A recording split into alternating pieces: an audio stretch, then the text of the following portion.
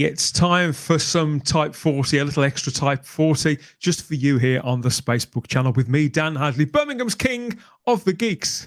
And what's this all about then? What's Type 40 Extra? Well, this is our after show, before show, and it's an in-between show too, companion to the Type 40 podcast that we put out through the Fandom Podcast Network, and just a little bit of extra time really for us to chew the fat and take a sidewards look at everything going on in the Whooniverse from where we are now. And as always, I've got a companion sat to my, well, it's to my left, you're right. You're here, and this time it's somebody who is, I suppose, one of the most distinctive voices in the Doctor Who community. And he's squeezing us in between videos. I think he puts 2 or 3 out a day. It's all the way from his planet. It's Fila Betkin, the rabbi from another planet. How you doing? I like to be squeezed in. It's I like to squeeze others in, I should say. She cried. I mean, there's a distinctive voice. I talk a lot of crap. I mean, yeah. I mean, I guess there's a lot of people that talk a lot of crap, you know. So thank you for the introduction. That's very nice. Once heard, never forgotten. Well, what I wanted to talk about this time is something that I know that you've had plenty to say about. That. Many have said it. It's not good for me on a lineup. But this is something that I know that you've covered, and I know you've got lots of thoughts about it, both literally and conceptually, because it does focus around one particular figure that we all know from Doctor Who, but it's tied to something that is bigger than that.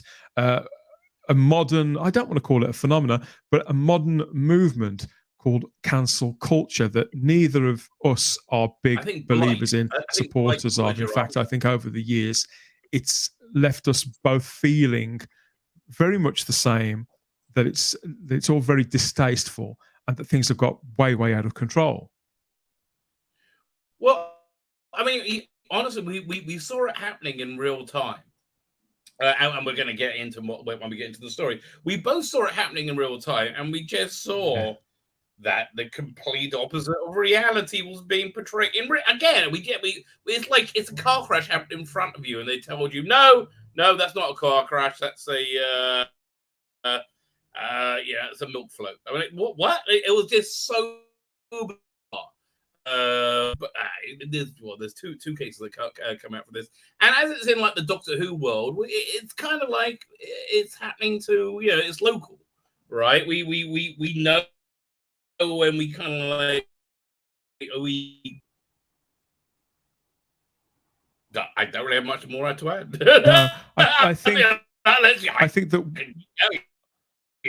I mean, obviously, we all interact with the worlds of Doctor Who, the Whooniverse, in very different ways. We fit it into our day-to-day lives, depending on what we've got time for in and around work and family and whatever else.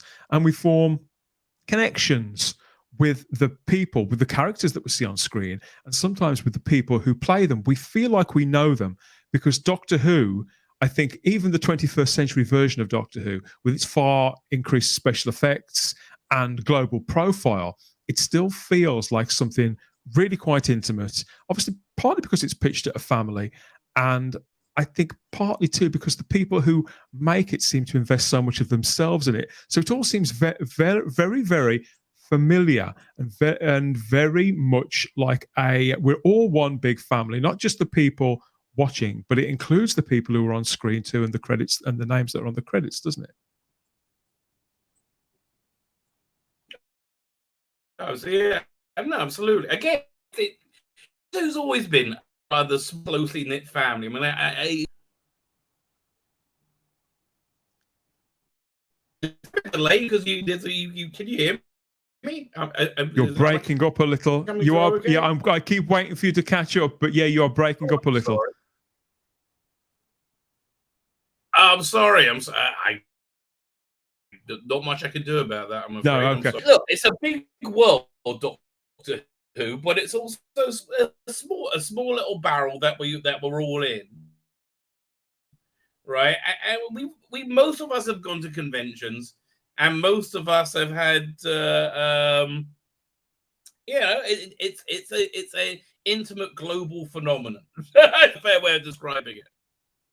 interactions with other people that are in the same space who love the thing that we love or may have been involved in it, and we bond over those things. And it's only natural, really, that when we create these bonds, that they last. And even if we don't know somebody personally, we feel not just invested in that which they're putting up on screen, but we feel invested in them too, in seeing them succeed.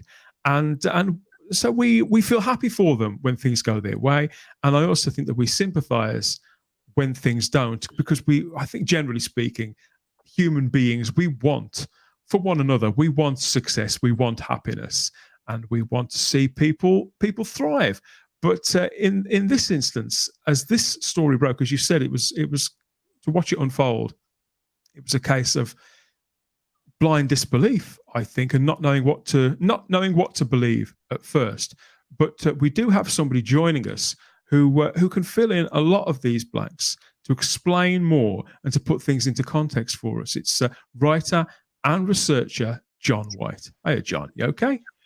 Hello, Dan. Hello, Spi. Hello, the Spaceball guys. Lovely to be here with you, boys. Yes, fill in the blanks of such a huge canvas. Where would we like to start? Yeah, so, well, you're the writer, John, aren't can you? you hear us? Two now. Oh. I can hear you, Spi. I can hear you. Can you hear me? Maybe not, but I can hear you, Dan. So just now I heard you for a second. You heard me for a second, then, did you? Yeah. Dan can hear me, okay? I can Dan? hear you now, though. I think there's a little bit of lag and it's gradually catching up. But yeah, you've written, I was going to say one article, but you've now written two, haven't you, John, concerning the cancellation of the actor, writer and director Noel Clarke in the wake of a piece that was published by The Guardian around April 2021, wasn't it? It's quite a long time ago now. April 28th, 2021, which was a terrible day for Doctor Who fans. It was just like a punch out of the blue. It was a real blow, you know. And, the original article was what my first investigative article was looking at, and it made sense. But there was then a second one 8 days later, which was only about the world of Doctor Who. So it made sense to me to separate that out and make a follow-up article covering that, which is what I've just released. So between the two, we've now investigated every allegation that The Guardian has made, and raised as many questions, reasonable questions, that could come to mind, really, of what these stories are lacking, why they're not convincing, and why things are more and more pointing to the fact that Noel Clarke was stitched up by a media hit job. It does seem to me to be the case that this initial article that we all read, I think I've read it digitally, I certainly don't buy The Guardian, that we've read digitally in April 2021, does seem to be now, thanks to your initial article, certainly, to be a very clear example of what we call a hit piece. Well, you know, Dan, nothing about that first Guardian article is what it appears to be. Right in the title, 20 women accused Noel Clarke. Well, there's only 14 sets of allegations in it. And in fact, there's 6 women who are never named, even by a pseudonym, and whose stories are never told. So what are these mysterious, totally untold 6 stories? But without that, the title is 14 women accused Noel Clarke. So which is it? You know, so there's just so many mysterious questions about how this whole article was thrown together. We don't really want to talk specifically about names here, do we? We don't want to get too into detail. I don't want to get bogged down into the minute details of it. More the matter of fact, how this came about. I mean, what I will say about that headline, and I think you've probably noticed this as well, Rabbi, is that when people talk about not just this matter, but other matters like it, those headlines, they're the things that travel the most. And yet they're often, it's one thing to, I think if we're being uber generous, we can call them summaries, but they're often very slanted themselves to either to get us to read everything that's below, or to make a statement that becomes indelible. And this one, if you mention this matter to most people, they say, 20 women came forward with allegations. And as you say, if even that isn't true. A simple statement like that isn't true. You can't evidence 20 sets of accusations from The Guardian in that article because there aren't any. There aren't 20, there's 14. So, yeah, I mean, there are big problems with the journalism. I can say The Guardian did that article in 3.5 weeks, when normally an investigation of that scope would be looking at more like 2 years being allocated to it. And everything points to people being quite upset that Noel Clarke won the Lifetime Achievement BAFTA earlier in April last year, and then that this piece had to come out to get the cancellation reaction before the end of the month, at least as far as The Guardian's editors were concerned. And of course, Noel Clarke is suing The Guardian for all the articles that it wrote about him, for defamation and so forth. That's interesting, isn't it? The precise timing of that. So Noel Clarke had not long before this article came out, he'd received this special award from BAFTA, hadn't he? Recognition for nearly 20 years worth of work in the entertainment industry. Well, it's not just that, but also the very first person of colour to win that award, and for him to be a working class Black British lad from an inner London housing estate. So there were a lot of statements being made by Noel's success, and some people thought it was the wrong message. Rabbi?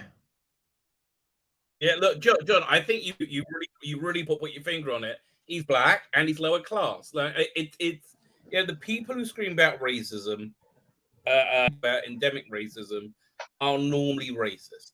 That's what I mean. It's weird, but that's how I think we've all discovered that in our lives. The people who live on Twitter and scream about endemic racism normally treat black people strangely, right? Are nervous around them, feel uncomfortable. But it's much more classist, right? This is gutter oik is somehow in our Oxbridge club. How dare he? Right? How dare, was it last week? We saw these 50 illegal immigrants taken to like the swankiest place in America. Was it Martha's Vineyard? And you can just see the same like classist disdain and disgust on their faces when they're like, we're supposed to like this person because we told everybody in color, not that they need bloody defending, right? And yeah, and now we're faced with the reality. We're like, ew, down. I think it's as simple and as gross as that, right? I think The Guardian is indistinguishable from the gutter journalism of News of the World, that like when they were hacking people's phones 20 years ago. All it is a nicer font and a different emotional resonance for a different audience. It's still gutter journalism. It's gutter worthless journalism, which sadly is the norm of the world we live in. Like, does it? If you trust them, you are insane. They've lied to you about everything always, right? We are in Britain, I think, Rabbi. We are still sort of obsessed a little with class, whether we're aware of it or not. I think there's a certain way that the I won't say it's a power structure as such, but in Great Britain, there is still this sort of default setting, isn't there, that people shouldn't get out of their lane. We build people up and then knock them down. But this is something deeper than that, isn't it? Such a class society, especially in the last 2 years, has become a society where if you're in the right class, you have a different legal system than if you're in the wrong class. And again, we see this repeat over and over and over again. If you protest for this, you're a good person. If you protest violently, burn down buildings, you're a great person. Right? This, I think, because America was a classless society and was built on being. This is what when I was growing up, my dad loved America. because it was classless. Like anybody and everybody had like basically a level playing, and that's really away now. So I think that went with the Obamas. But right now, I think we're really seeing a prequel to Hunger Games, right? Again, this classist thing that Others Island does seem like that to me, right? I think Noel got caught in this. I think Barrowman got caught in this. John Barrowman got caught in the most insane way humanly possible. He seemed to get sort of sucked in by the gravity. He seemed to get sucked in by the gravity of it somehow, didn't he? As well, it was quite appalling to witness all of this happen. Well, I covered the details of what happened to John Barrowman in the latest article, so I mean that's laid out. One thing that I would like to clearly say about that was that it's now very clear that Noel Clarke had nothing to do with it, because there was a view at the time that because the video was of Noel talking about John, that the presumption was that because it found its way in the press, it was somehow to do with Noel, but it wasn't. The video had been hanging around for over 2 years anyway. In fact, it would seem that had been picked up by the mainstream media from within the Doctor Who fan base, in particular, hadn't it? On social media, come from the Doctor Who fan base, as a matter of fact. But so I mean that's a good point to make. But I mean we sparked a fascinating divergence into race there, and I wasn't quite what my intention was, because I mean I don't really feel, especially because I am white British, I don't really feel it's necessarily appropriate for me to speak to say that something was definitively racist that happened toward Noel. But I think that Noel himself has said things that indicates he thinks that that's an element of what he's had to put up with. But there could be a racial component as well as a social component. And there are friends of Noel who've spoken up in the press to say exactly the same thing. So it is a view which is held. But the point that I was looking to make was that it was a very singular thing for Noel Clarke to win that BAFTA, because it had never been won by somebody who wasn't white before. So that was giving it extra significance in the press in terms of how that BAFTA was being seen. Back before it all exploded, when the press was saying positive things about Noel winning, that was very much being emphasized. But it is also about class, because I also said working class, and I think that one of the things which happened in our society is that these identities have been created, and we're told that we have to believe in them and respect them. But it then sets up the ability for different identities to scrap it out between themselves for who gets the lion's share of the social rewards, for who's the most victimized group, effectively. And when I do think about the question of was there a racist element of what happened with Noel Clarke, yes, I think that there possibly was. But I also think it shouldn't be assumed to only be coming from the white part of the industry, because I think there's competition between different ethnic groups for which ethnic group should be first ethnic group. Because the thing about an award like that is when you are the first for anything, you are always remembered. So, this was going to set Noel Clarke up for life. I mean, this was like being made up by the mafia, to me, no question of to me, as somebody, John, who's followed Noel Clarke's career before, during, and after Doctor Who, I suspect it was the same for you guys. I was thrilled for the man. This seemed like the latest in a long line of achievements for Noel Clarke, and something, as you said, that couldn't be taken away from him. But Noel Clarke is a 46-year-old actor, writer, and director from London. I know he's not going to need any introduction to Doctor Who fans in particular, since he joined the cast of the revived series back in 2004 and he was cast as Mickey Smith, wasn't he? The earthbound boyfriend to Rose Tyler. He was very, very relatable. He was a mechanic. He was partial to the odd pickled egg or two, which was really bad news for the Slovene, if you remember. But Mickey proved immensely popular, didn't he, with both the casual audiences and the fans, due to that combination of Russell T. Right? Exactly. That little lines like that had us howling, and that was due to a combination of Russell T. Davies and that gift that he had and has for giving real voice to real people. So it was that being matched with Clarke's own spot on comic timing and that ability to play dramatic nuance so well and round out a character that could have just been comic relief. So Mickey had an arc that traveled, I think, across 15, 16 episodes and those 4 seasons of the Russell T Davies era of Doctor Who. And as such, that time in the series history, arguably one of the most successful, certainly in Britain. It's unimaginable without Noel Clarke there as Mickey Smith. It was the first time that Russell really showed us how far he could take a character. I mean, just across series 1, Mickey changed a lot, but then with series 2 and the Cyberman story, and he had a chance to go and grow up in an alternate dimension, and then every time he was kick-ass from there on, wasn't he? So it was great. It was a great part, and yeah, who could imagine the revival without Noel? Absolutely.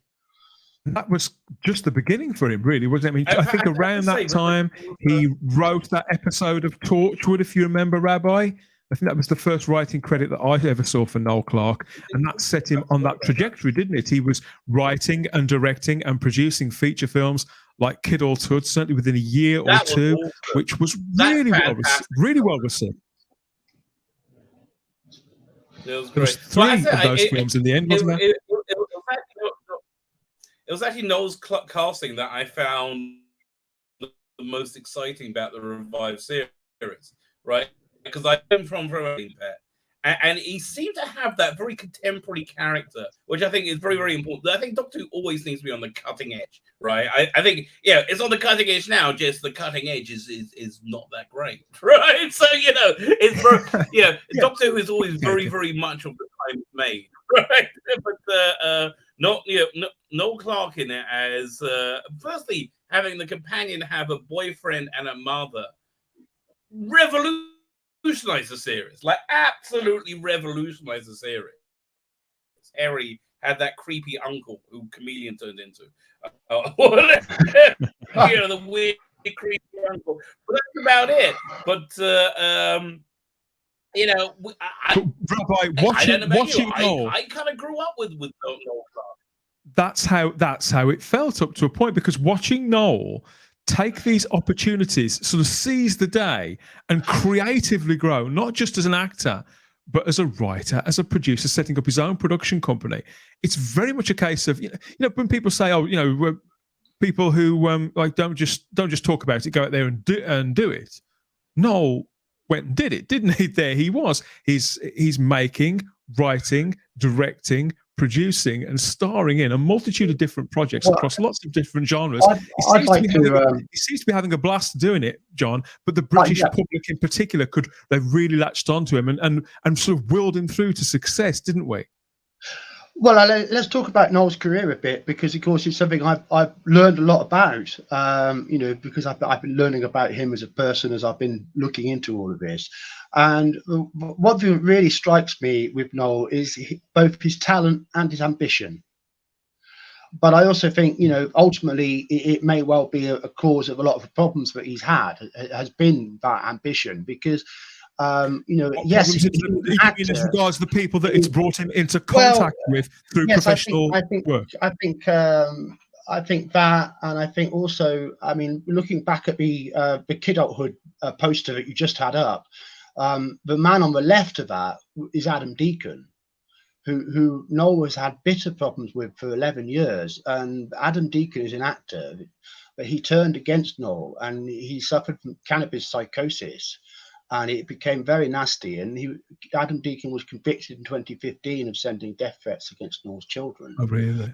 So when you look at, he was also convicted of chasing after his neighbour with a machete, and his sentence was a forcible Section 2 in a mental health institution.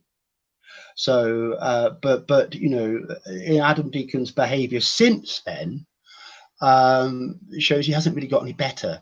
So it's quite bittersweet for me knowing that, to look at that picture, because back then everybody was friends, the falling out was later. But I think it was to do with Noel's talent, because when you're just an actor, you're always waiting for the phone to ring, you're always hoping for the next job, and you're reactive rather than proactive. Yeah, and then you've got your mate who you came up with, but now he's got a bit more power than you, and now you want a part in his movie, but actually no, you don't get it.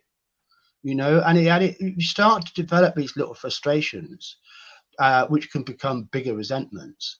And I think for Adam Deacon, he had a problem really when he won a BAFTA.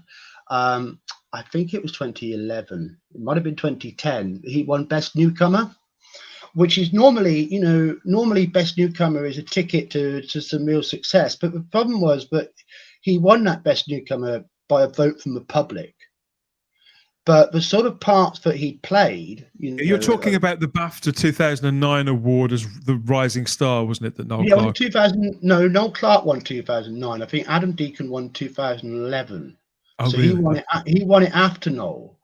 But what happened to Adam Deacon was basically no doors opened at all, because the industry just wasn't really interested in the sort of parts he was known for playing, and he's kind of a strange guy to place. He's not an A-list actor necessarily. He's not like a Tom Cruise, so the industry just didn't respond to him, and I think that set him on a negative train of thoughts about Noel.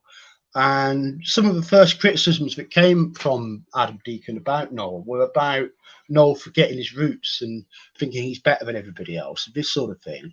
So these really quite loaded, yeah, personal grudges almost. And it just, of course, it got worse and worse and worse. Abstract ideas rather than anything that's really measurable. And sectioned, so it just shows how badly those kind of things can wreck someone's life. You've got something like that. Certainly by 2020, John. By the time Bulletproof is on Sky One, I think they made 3 seasons of that, didn't they? They would be making the 4th if this hadn't happened. It's enormously popular. Very popular show. And also, Doctor Who fans should know that they are vastly outnumbered by Bulletproof fans, and also the Bulletproof fans don't take no crap when it comes to Noel. They back him extremely solidly. There's no one going, I like Bulletproof, but I'm not sure about Noel Clarke. It was probably the culmination, wasn't it, of all these years' work to be leading a show like that I understand was very much his baby, made by his production company. And so the Noel Clarke that we see in 2020, we may have first seen him on Doctor Who, the majority of us, but we're now left with a figure who is one of the brightest and one of the most distinctive creatives in British entertainment over the last 15 to 20 years. And so you suspect that would have created a certain amount of dread, resentment. The very reasons that made Noel a candidate for a Lifetime BAFTA award are also the very reasons that could breed lots of people thinking, I'm not having that, not that bugger, I'm going to tear him down. So the initial Guardian article is published in April of 2021, and you probably received it just the same way that we did, John. You read it, don't you? I was shocked. I was horrified. I had to stop reading it 3 times to get through it. I was very, very bothered by it. But I'm thinking back on it. Even when I originally read it, I could see that there were holes in it. But I thought the holes were things that the Guardian wasn't going to risk putting in print, like maybe there'd be allegations with the R word, because nobody's actually said they've had any form of sex with Noel Clarke. All of these allegations, is that not crazy? So as if it was deliberately vague to hold back on certain information, things that they may not be able to disclose for legal matters. I made the presumption that there was more to it. I think it's only this year, with March 2022, that the police said, that's it. There's nothing here. There's nothing we're going to make any charges for. There's no investigation. This is not going to court. It's over. So whatever information the police had in March of 2022 was not enough for them to say that there was any crimes that they could see that they, in any of these accusations. And then looking at your article that was published in late August of this year. Yes, yes, it was. What led you to conduct such exhaustive research into these claims, into those initial articles? I can tell you exactly. It was what happened to Sophia Miles. Because in the beginning of July, Sophia Miles did a Twitter live stream And the way that I think they may have stopped doing them on Twitter, but the way that they were set called up, Twitter Spaces, aren't they? Where people can join effectively a kind of live chat room within the app.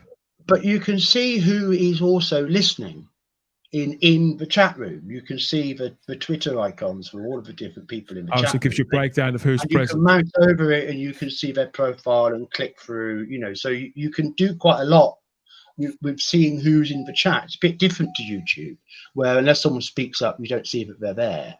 And Noel Clarke was in that chat listening. And syfy got called out on it, and people were getting nasty, and they were saying, "Why are you platforming a sexual predator?" Simply because she permitted Noel to enter this Twitter space. Simply because Noel Clarke was silent, listening to what she was saying. That's why. And syfy spoke back. She said, "Look, I know Noel. He's not a sexual predator. If you want to believe what was printed in the press, go ahead. But that's up to you." End quote, sort of thing. And that itself then became a media story. That itself got in the Daily Mail and so forth that day. So, anything. She was just speaking candidly within that Twitter space. That was a statement that she put out. And that itself got blown up into a media story. I do remember that breaking. I happened to be on Twitter that afternoon, and I saw who it was in the Doctor Who community who was saying that to syfy. So I went after them and I said, "Look, the police have said there's nothing to it. Why are you doing this?" And that day, I think it just made me realise that I didn't feel that I knew enough. But the media wasn't filling in the other side of the story for us. And I started to look at things to try and work it out for myself. And then I very quickly decided, well, I'm going to have to do this properly if I do it at all, because everyone needs the police had addressed this matter, hadn't they? They'd been asked what was happening with the case, and they had said, remind us what their precise words were. There was I'd have to put it up in front of me, because I haven't got references in front of me right now to give you precise words. I don't have them memorized. But the essence of it was quite simply that there is no investigation on based on assessing all the information that they had. There was no grounds for any criminal investigation.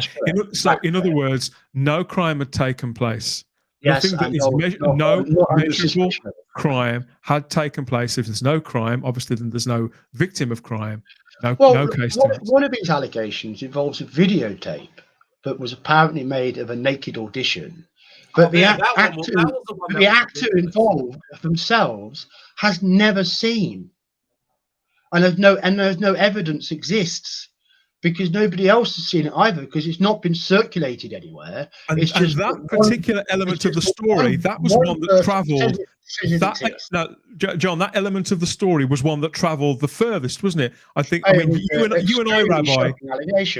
You and I, Rabbi, when this story broke, we talked about it privately, I think, and we mentioned that, didn't we? That was one of the things, because it's so evocative. You think how horrible it is to hear that somebody would be capable of doing something like that. And it turns out that John found out quite quickly through his research that it's just an idea. There's no substance to it at all. It was just floated into thin air. Well, there was evidence against it, wasn't there? The casting directors said that they were in the room. And the story was there was a naked audition that Clarke was accused of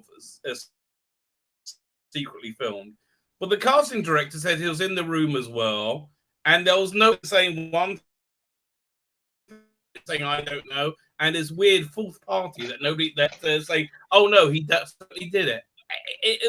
That seemed to be BS to me, right? That seemed to be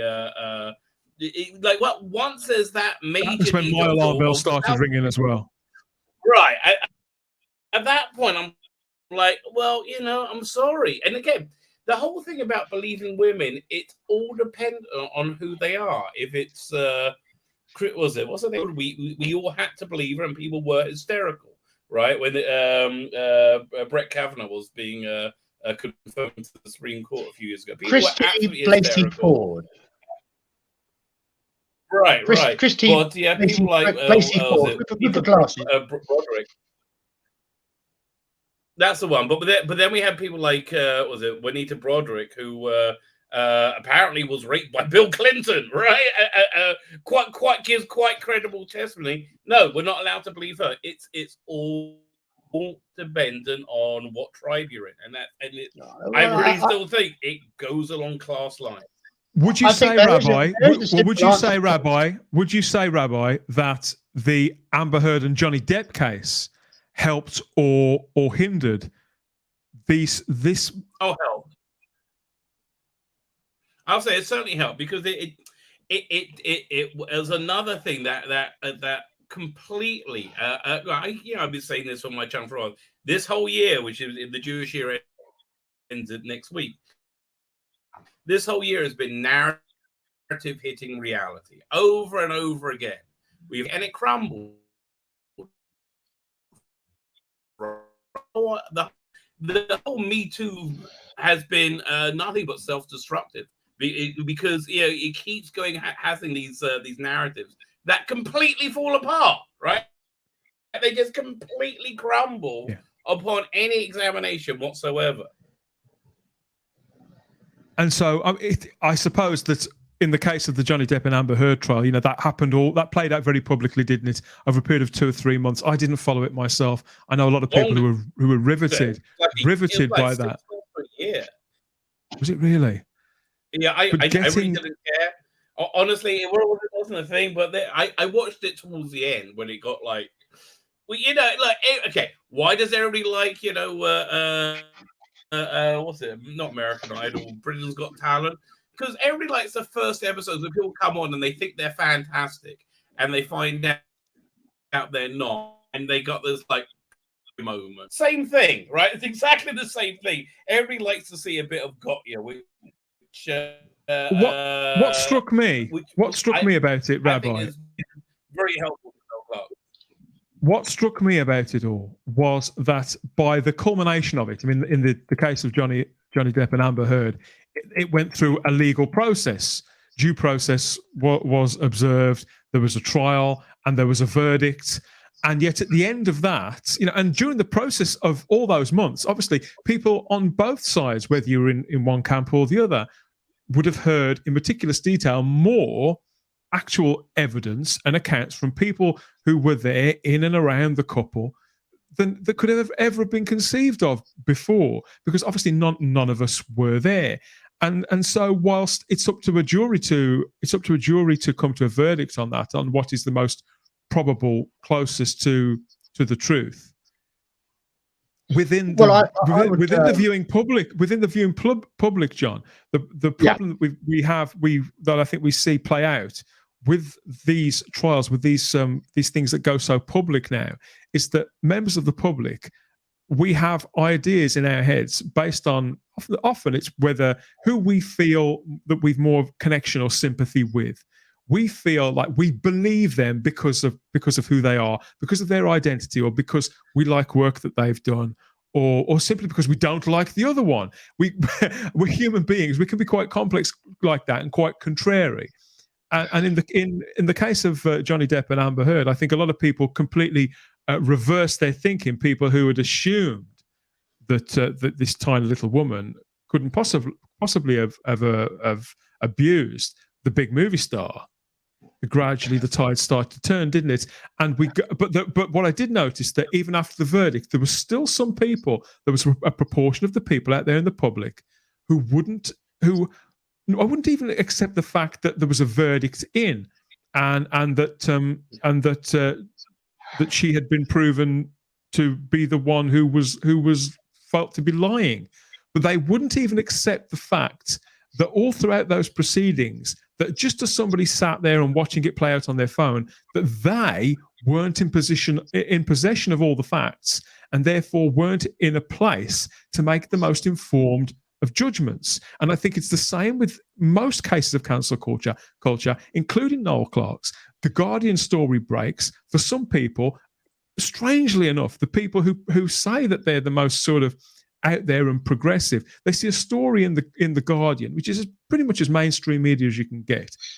They want to believe that it's true, and they don't do any further reading. They close their minds instantly. They believe every single word, and they think that that's all there could be that they may ever need to know. No further information could ever come to light.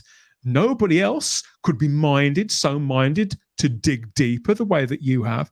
So, in publishing your original article at the end of August, which was called "Can There Be Justice for Noel Clarke?" wasn't it? What was the reception that you got to publishing that article? Because it was thousands of words. Well,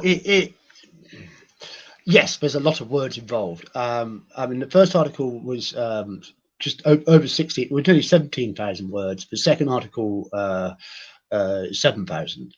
But the length was essential because the topic was so involved. And one of the decisions I had to make was that I could have split the article up into smaller chunks, but it was so big, they should have been fairly substantial chunks, bigger than a normal article would be. But I decided that if I did that, then the odds were high that most people would only ever see the first chunk, and related, there'd be big chunks of information that would not actually get in front of people. So by putting it all out in one, people had the choice. They could engage with it. They could follow the article through, because it all makes coherent sense as you go through it. If it's interesting them, they'll keep reading.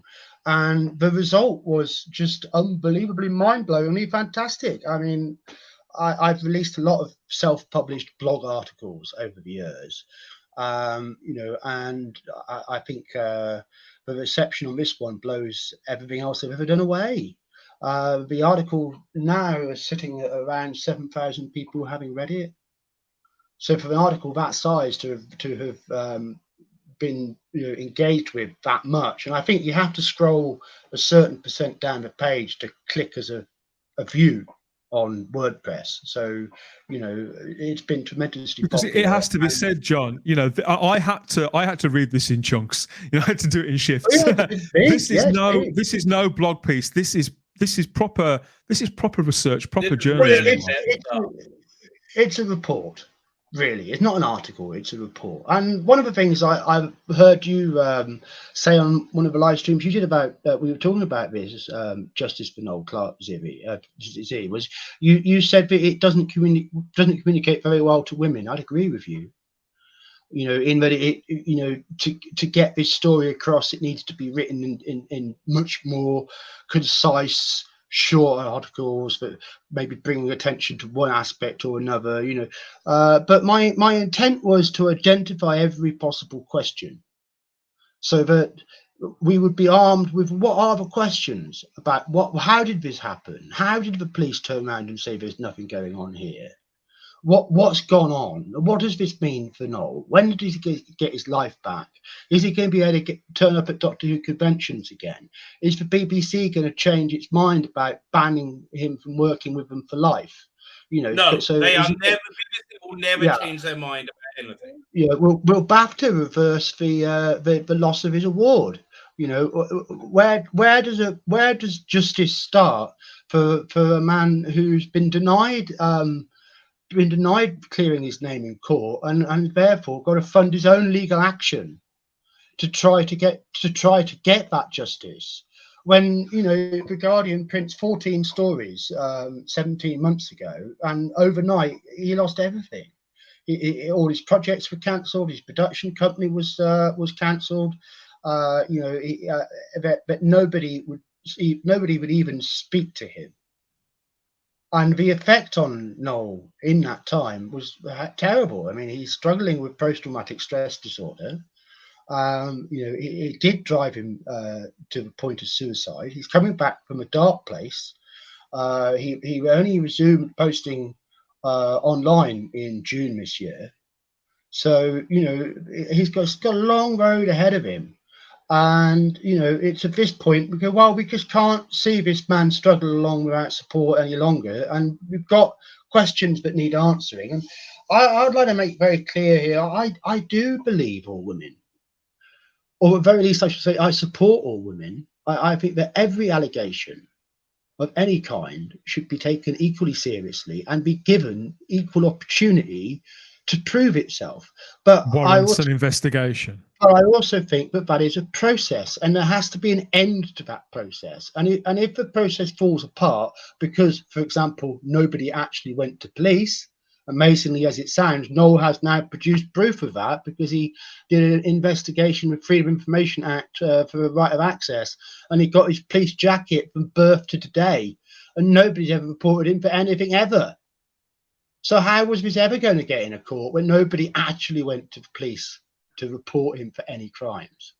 Not that these allegations really add up to crimes. Again, John, Rabbi, I'm brought to mind there when I think back to that original Guardian article that they put out under that headline, how 20 women come forward. Now, when they use language like that, you think, oh, they've come forward to the police. Yes, exactly. Come forward to a newspaper, and it turns out they didn't even come forward, did they? The newspaper rang a list of names that had been given to them by another disgruntled associate, former associate of Noel Clarke.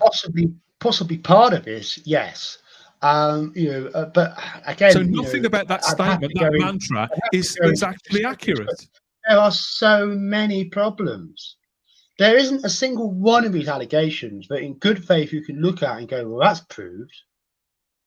There are so many unexplored avenues. There's so much information we don't have, that to give these allegations the benefit of the doubt at the start of the process going forward is one thing. And that's what I did at the time. I didn't come down on sides. I wasn't pro Noel. I wasn't anti-Noel. I actually said very little about it because I knew that inevitably there's going to be some sort of police decision, and we'll see what that is, And then, of course, ultimately there would be a trial, and we look at what happened in court. And of course, with Amber Heard, her biggest problem was what she said in court, and the fact that trial was being televised, because the media story, the media narrative, was very much in her favour before that trial began. And if it hadn't have been for the sheer dissonance of people just being boggle-eyed at what she was actually trying to claim and how she was trying to claim it, and the very obvious things that she wouldn't take any account of or responsibility for that badly undermined her, she did it to herself. That's just how that went. I'm getting the impression, John, and certainly I've read your initial article. I know you've just published a second one, haven't you? A shorter one. But from what you've said, too, the idea is that you were attempting to throw the doors wide open on all of this and to stop the dust from settling on either misconceptions that people had got or untruths that were out there. And because this is the thing with current news cycles, and I think we get complacent. This is the awful thing, Rabbi. I think we've got, as a nation, maybe even a global thing, a little complacent about cancel culture because of the momentum of it.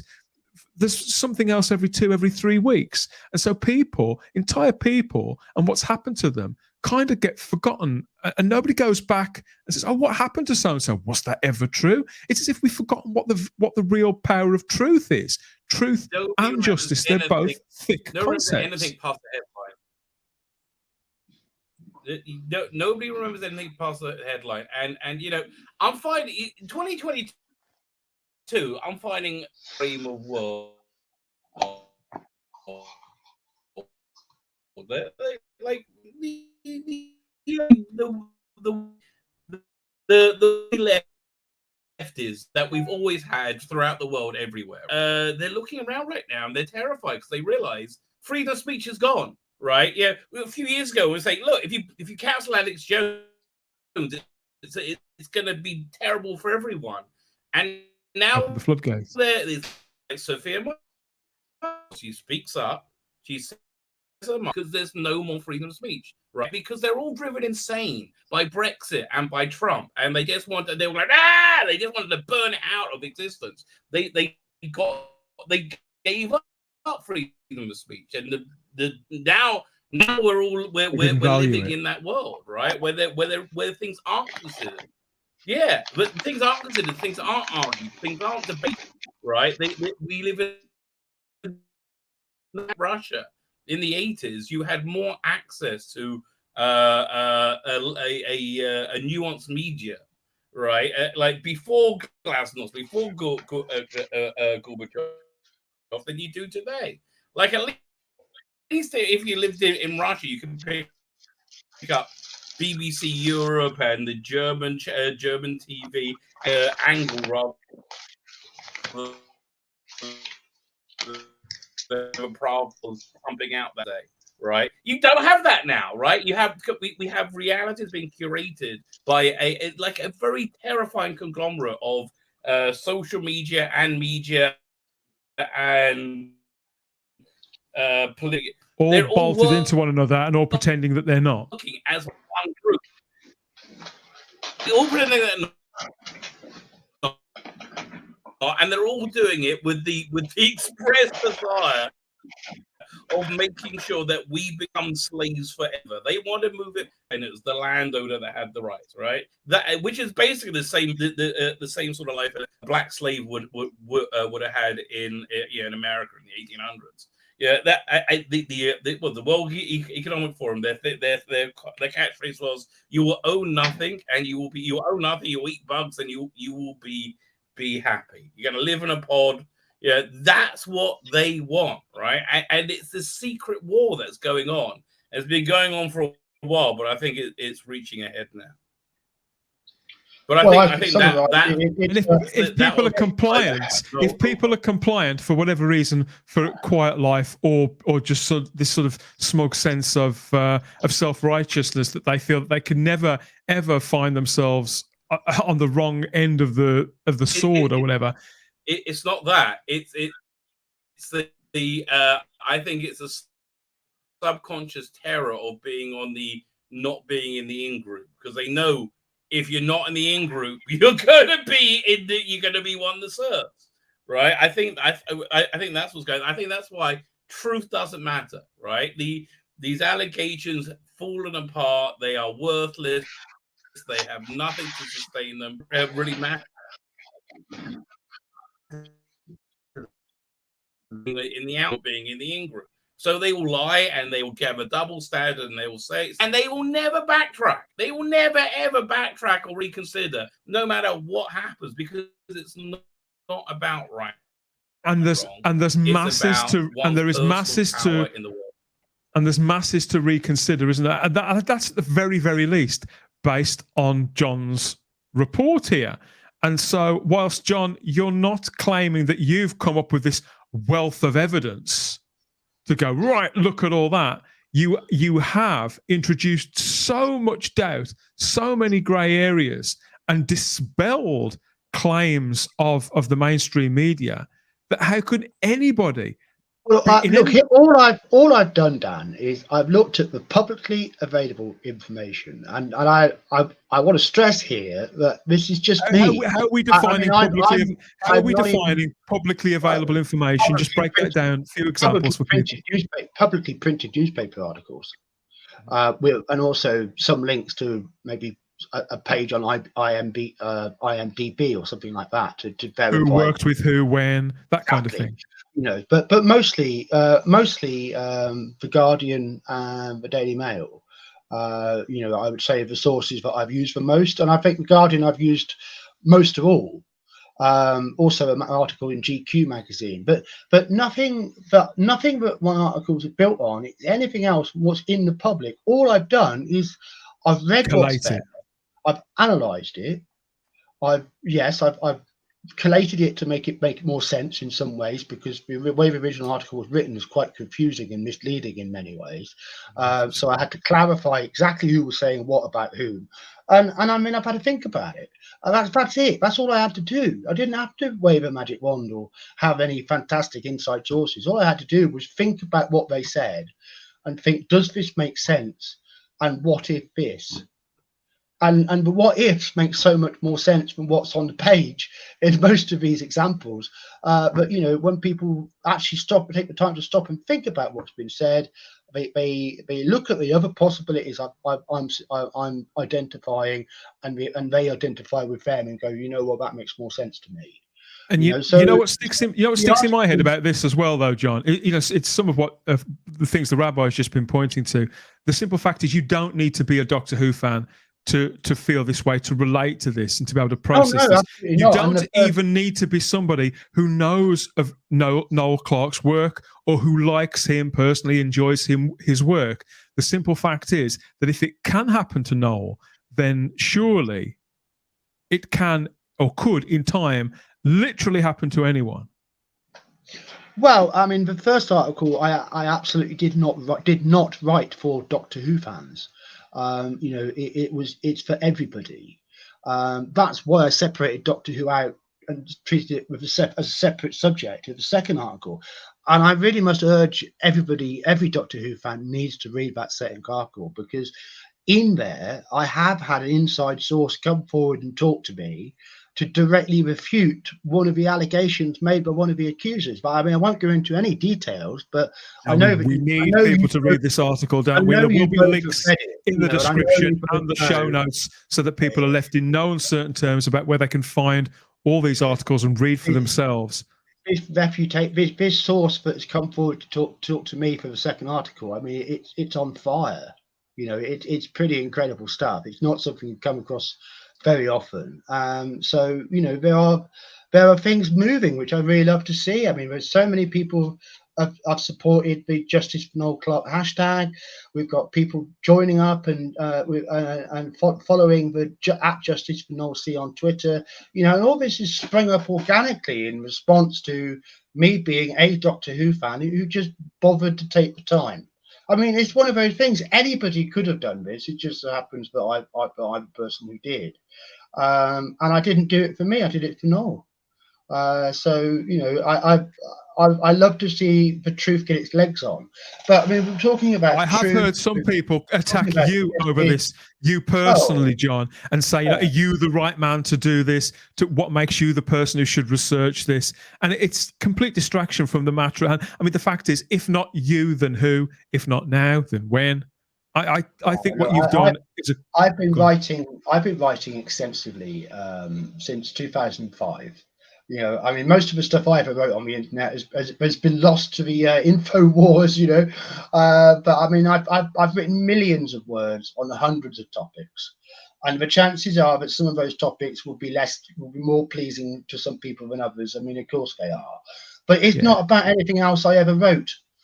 And in any case, as far as Doctor Who fandom goes, I put up with it. I mean, I was a lightning rod. I was doing all this stuff. I was embarrassing Chris Chibnall. I was embarrassing Cardiff.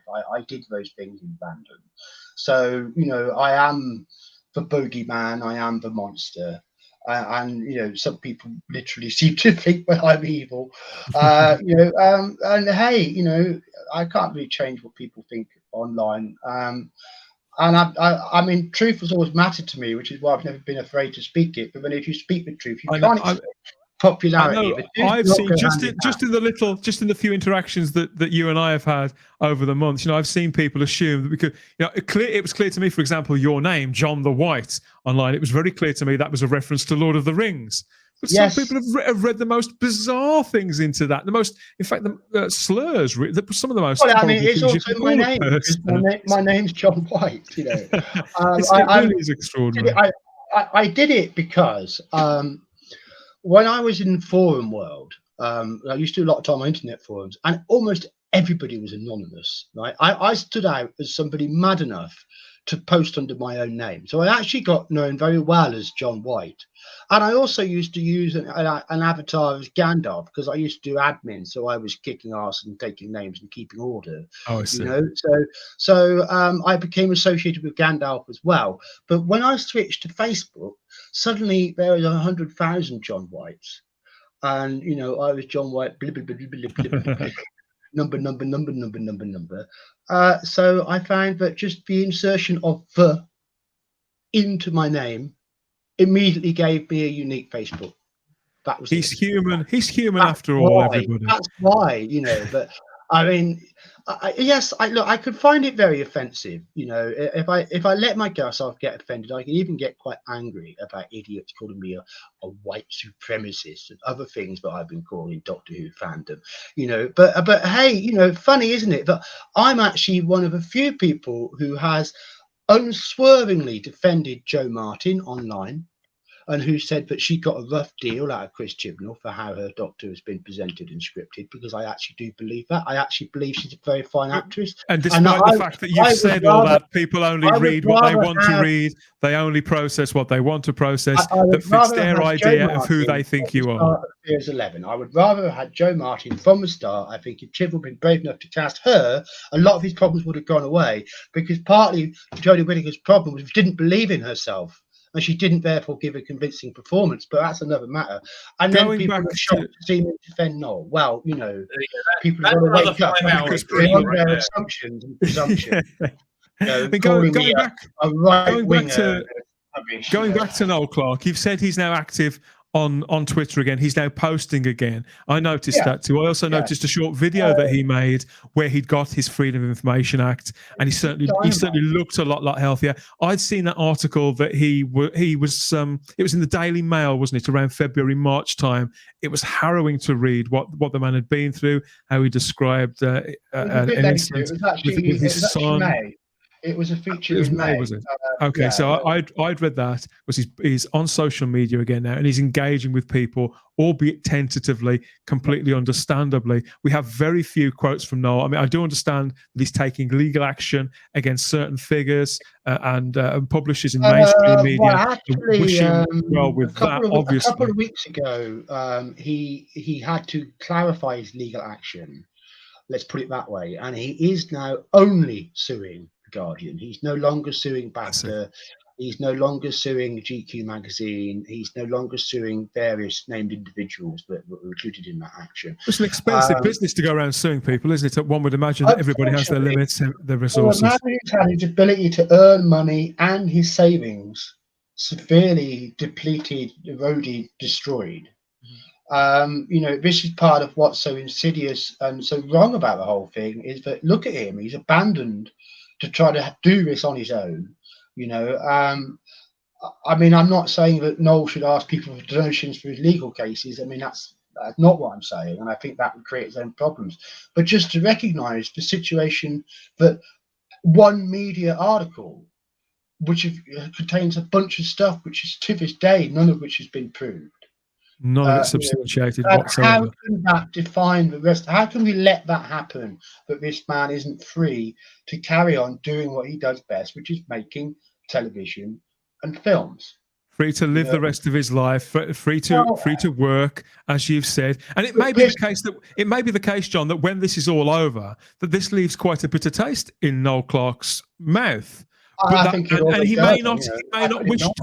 He may not wish to work in that area anymore, but that should be up to him. That should be entirely up to him. His own destiny should be back in his hands as a man who hasn't committed any crime at all. I've got a quote here from Noel Clarke, and he said quite recently, "There's been no arrest, no charges, no trial, no verdict, but I have been criminalized.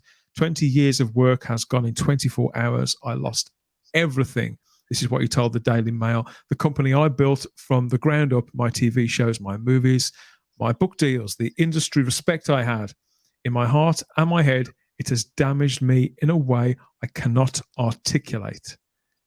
Those are really powerful words. They are extremely seriously meant words. They're very sincere, very human words. You know, this is the damage that's been done to this man. And you know, I don't pretend that I've got any kind of right to try and convince somebody of anything. Right? I've gone out to find the other side to the picture. No, I've laid it out for people. People have seen it, and it's blowing people away because it is a very potent picture. But you know, it's for people to explore themselves. You know, but you've got That's to the want reason, to know. John, that I needed to take a break in reading the article. It's not just the volume of information; it's the fact that it's intense. The way that you've researched it is meticulous, but it's intense reading it because it just everything gets, as you say, just blown away by the research that you've been able to do. It is a big deal. I'm very happy to have the opportunity to do this for everybody, because I think it's for all fans of Noel Clarke, you know, who want to be able to stand with him. We've got to know where we stand. We've got to know what we're actually defending him against, you know. So I mean, that's partly what I think I've managed to do, and I'm very proud. Well, despite Noel's successes since he was actually in Doctor Who, all the movies, all the TV shows, everything that he's done since, he's continued to be part of the Doctor Who family. You know, I've spoken to several people who've interacted with him at conventions and signings, and they've said, one guy in particular told me that he bumped into Noel at the same event, Rabbi, twice, 12 months apart. He bumped into him in the same, I think he said it was the same lift or lobby area, and that Noel immediately recognized him 12 months later, and they picked up the conversation practically where they left it 12 months ago. You can't fake things like that. And whilst I say that nobody, you know, you can't know, we never know everybody 100% in our lives. There's always two sides to every story. I think when you hear stories like that, and when you bear in mind, you think about the man that we've watched, the way we've seen him conduct himself, and we've been invested in him, and he's invested in us. You know, he's part of the Doctor Who family. And if there's a chance, well, more than a chance, that any of the things in that article can be completely dismissed and proven wrong as unequivocally as possible for this man's future going forward, not just for his career, but for his personal life as well, his personal relationships, then us within the Doctor Who community, I think the very least that we can do is to read an article, keep an open mind, and ask some questions about somebody who does consider his involvement with Doctor Who and his connection with obviously his co-stars, his colleagues, and that fan base. It's clearly something that did mean a lot to him. And I just hope that the man gets back to a sense of a better sense of his own well-being as soon as possible. And as I say, to a place where he can, if he chooses, work again in his chosen field. Well, the good news is he's writing, and you know, you've got to be in a pretty good place to write. And just a couple of days ago, Noel tweeted that he did 15 pages of script that day. You know, so I mean, as a writer, I mean, 15 pages in one day. Wow, that's firing nicely. That is. So his creative juices are going. I do think he wants to continue to work. I do think he's got more to provide the industry, and you know, I do think that there's a very good chance, you know, that the tide of public opinion will turn, and that Noel will be seen as an example of this has never happened to somebody again. Because the issue with the allegations, with all of the allegations, is that just none of them are good enough. They're good enough to sort of say, I'm going to believe this and give you benefit of the doubt going forward. But now, when that going forward has led completely nowhere, they're just claims. They're not proof. There is no proof to any of this. And if the people who've done this, the people who said these things, are now going to slink away, stay silent in the background, and not defend what they did, why they did it, never be called to stand by their words or look at the impact of them. I said earlier that I do believe all women. I've also, over the years, I've supported many cases where a woman has taken a man to court to get justice for his behaviour, and you know, some of them far more severe than anything which has been claimed about Noel Clarke. You know, so I there's nothing anti-women about me, but you know, if you're not telling a credible story, if you're not doing what you can to back that story up, if you're not showing that you are determined to bring people to account in a court of law, then the seriousness of your allegation suffers.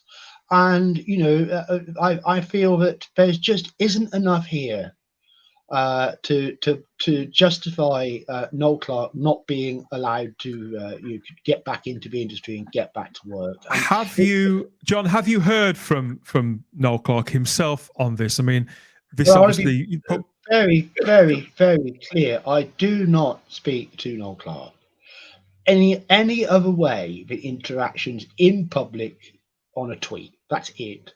I haven't DM'd him. He doesn't know me. And I think that separation is actually important for the independence of my investigation. But also, I think it's just vital that people realise this is just my own work. So no is the answer. No, I haven't spoken to Noel, and I have no insight in particular other than what I glean along with everybody else. What I more meant was, have you had a sort of a nod of approval? Because obviously absolutely. I mean, he retweeted the first article and said it was closest to the truth of anybody had got. So that's pretty good. So it's not bringing him any greater distress. The timing is right. And so what's next? Then you've got the second article has just come out, hasn't it? What's that called? That's called Noel Clarke's Adventures in Cancellation from Time and Space. So that'll be of even more relevance to the Doctor Who fan base who are watching.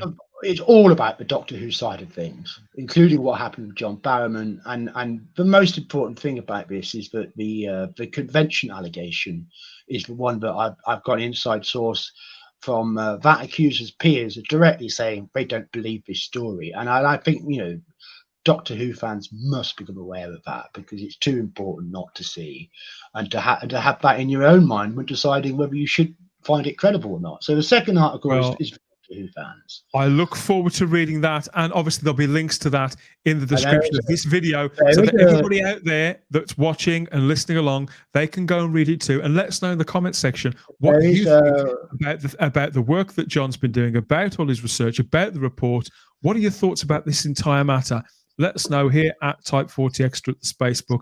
Genuinely interested to hear what you've got to say. Has this? Were you oblivious to this until you saw this video, or had you read the original article and maybe not heard anything since? Has this completely changed your thinking? Let us know your thoughts on this entire matter, and anything that you want to say about Noel Clarke's career. And all the things, all those wonderful moments of Mickey Smith on screen too. Anything, let us know in the comment section. Anything you've got to say about this entire topic, and maybe John, we could get you back on the show later. I'd be happy to anytime.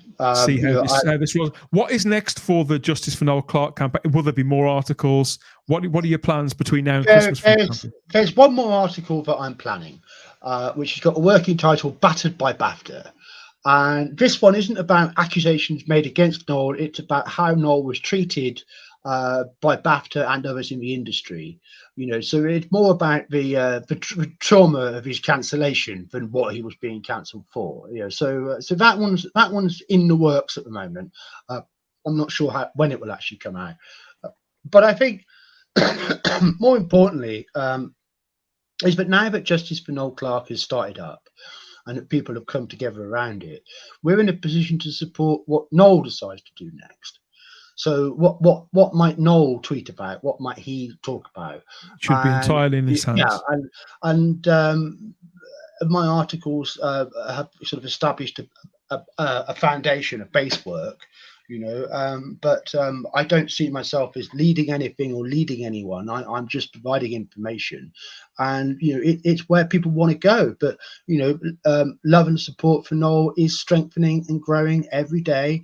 And you know what? If you go on his Twitter, but one thing Noel Clarke is not is Johnny No Mates. There's lots of people who I've just seen today more people asking, is there going to be another series of Bulletproof? Why isn't Noel Clarke on our screens? I've just seen somebody tweet that this morning. And his replies are overwhelmingly positive as well. So there's a lot of people who've already put this past them, and they want to see Noel able to move forward. And I wanted to do what I could as a Doctor Who fan. I think I've done something that allows all Doctor Who fans to do something. And you know what, Dan? What would really help is, you might well be somebody who judged Noel harshly last year, who might then come across the sort of information that I've been putting out the last couple of months and go, hang on, maybe I was too hasty here. And if you do feel, that you got it wrong, and you feel bad about it, and maybe you said some things that you regret that you might have said at the time, or something like that, just go and tell Noel. Just go and talk to him on his Twitter, and just say, hey Noel, I got you wrong last year, but I see things differently now, and now I support you all the way. And every reply like that is a band-aid from fandom for the damage which has been caused in our relationship with Noel Clarke. So please do that. It makes a difference. It helps this man carry on. And a human being with a family, with a career, yes, and with lots of life left to live, and lots of projects, but by the sounds of it, that he wants to make. And it would be a great pity if that didn't get to happen. Rabbi, I was wondering what you thought about this, broadly speaking, because cancellation culture doesn't seem to stop, does it? Do you think the people involved in this will ever relent of it? What's the natural conclusion of it if things like this don't start to get cut down before they get so bad that a man ends up in the darkest of places again? The natural conclusion is some version of the Chinese Cultural Revolution in the 60s. That's where it's going.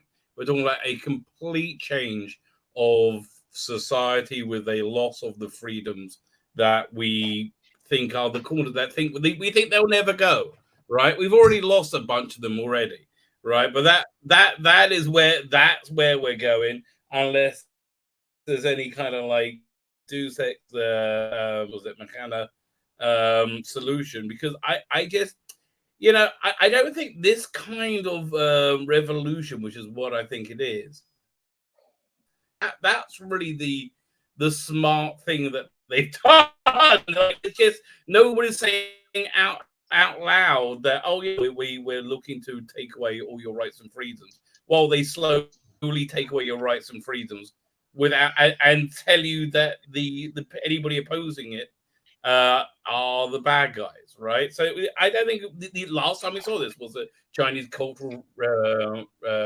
Revolution, which I don't think really ended up that well for the Chinese. Hopefully there's going to be some kind of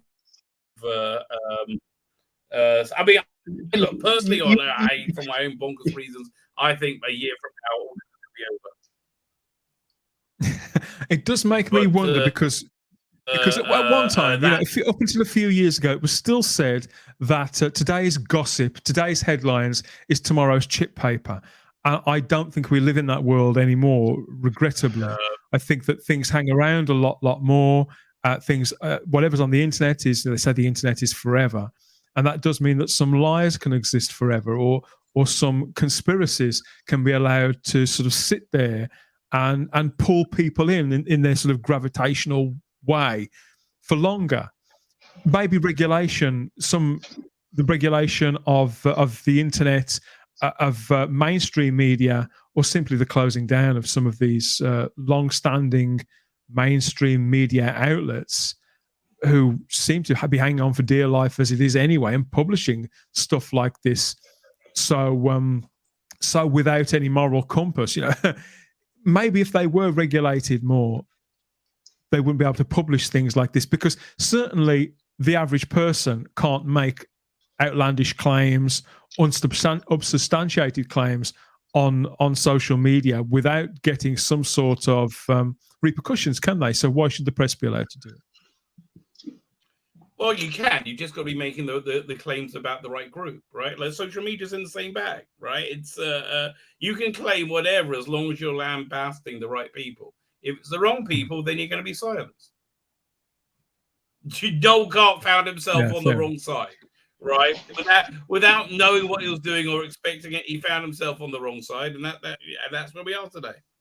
What I don't understand is why mainstream media are able to paint people such as us, content creators, independent voices, out as being cranks and conspiracy theorists and liars and we're reactionaries. Because they're terrified of us. That's why. Because we get viewers where they have to spend millions and millions of pounds to get any traction, and after this incredible infrastructure we sit down and I'm sitting in my basement. I have a laptop with I have a desktop with a webcam, and I have no production values, right? And the barrier for entry is non-existent, and they hate us. And they're look, the reviewer class, like, who cares what a reviewer says, right? Does anybody look at the Rotten Tomatoes official reviews? Or the only thing that matters is the audience reviews now, right? They've moved themselves into irrelevancy. Well, I would say for both of you, your viewers trust you far more than they do any individual piece of media, because that's the relationship and trust that you built up with audiences. There you go. That's the big difference, isn't it? That's the big difference. Well, I just be clear. If anybody does want to pay me to lie, I'm up for it. Okay, I don't want anybody to think I'm a paragon of virtue, right? I've got one thing to say. Yes. The rabbi can be bought, everybody. He's completely open. I just want to say, everything we've been talking about, the rabbi's been talking about especially, it comes down to paradigm for this century is the safety society versus the free society. And freedom's in the decline. Freedom is much devalued. Freedom was at its height, its peak in the 90s, I think, was the most free that Western society got. You know, and it's been getting downhill ever since, putting us back into little boxes, making us think of ourselves in terms of an identity which is put onto us, not one that we freely choose, you know, and just the trusted freedom has been much diminished.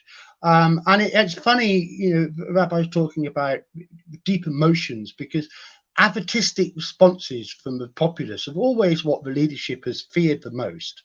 And in the 20th century, the idea was to give us luxury and comfort, so that would calm down our tendency to riot and rebel. And it worked beautifully. It was what Aldous Huxley called the velvet tyranny. You know, the iron fist in the velvet glove. You could have your recreational drugs. You could have all the food and conveniences and appliances and consumerism that you wanted. You could buy that perfect car, and it made you virile and strong because you owned that car. You know, and the way that things were marketed to deep primal human impulses. You know, we were lullabied through the 20th century, but the internet has changed that. And now the dynamic is very much: do you want to be safe? And can you risk being free? And you'll see those two things being projected again and again and again. Because unfortunately, as American culture declines, and it clearly is declining because a country divided against itself cannot stand, it's the Chinese model, which is more and more creeping into our assumptions about how the world should be run. Which, you know, yeah, it is more regulation, but it's especially more surveillance and total censorship. So, you know, are we prepared to put up with that to be safe? And that's what's taking place in our society now, is we're wrestling with that issue. Not very well, but nevertheless, it is what we're wrestling with.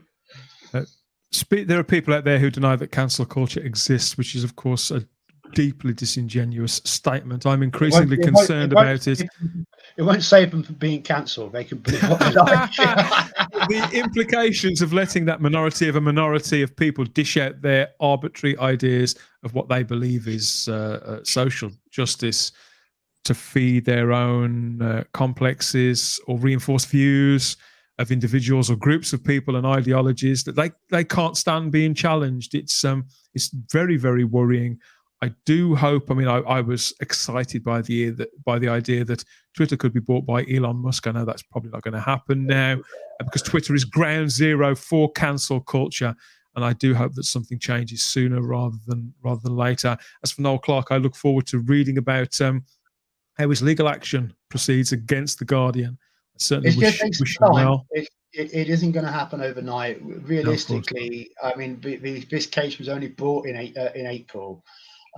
So probably looking 2 years before we can really get Noel's side of it. Of time. Yeah, a good chunk of time. So just to let people know again, a call to action there, John. Where can people find you on social media? What's the Twitter handle? Well, you can find me. Where can they find me?